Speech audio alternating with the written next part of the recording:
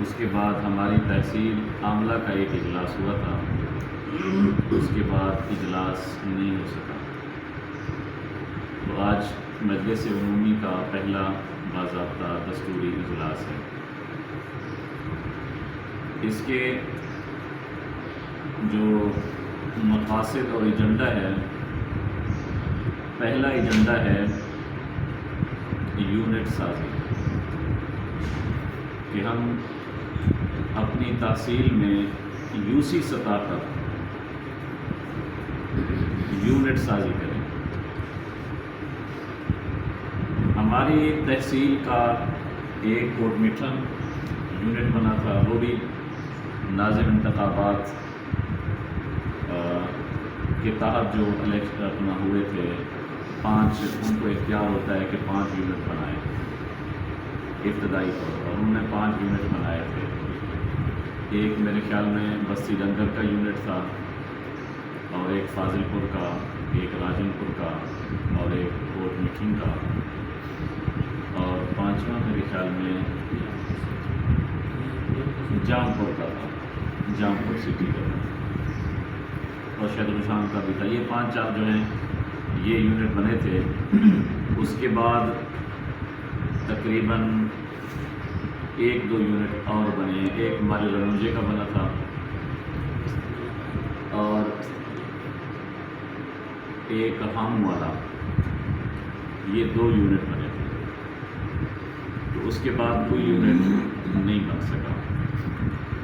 تو ان تمام یونٹوں میں سے الحمدللہ فاضل پور اور اپنا بستی ڈنگر والا جو یونٹ ہے، یونٹ مفتی محمود رحمۃ اللہ علیہ، اس کی کارکردگی ہماری تحصیل میں بہت اچھی ہے۔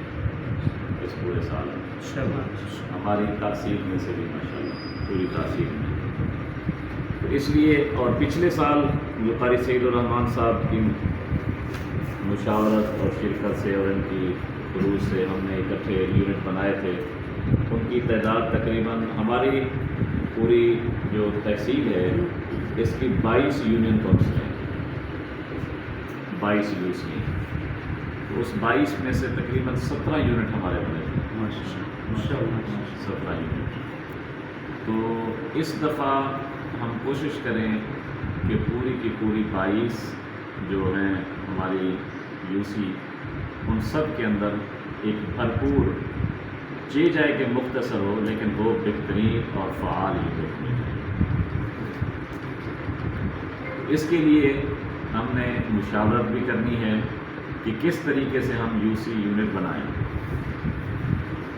اور یہ نہیں ہے کہ جس طرح ہم کاپیاں تقسیم کرتے ہیں کہ ایک کو دے دی، دوسرے کو دے دی، انہوں نے اپنے رشتہ داروں کی، تعلق داروں کی اور شادی کی بنا دی، تو اس کے بعد چھٹی ایسا نہیں۔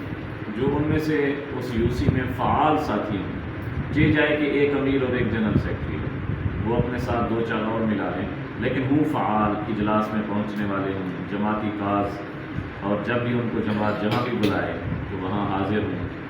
تو اس کے لیے تمام ساتھی رائے دیں۔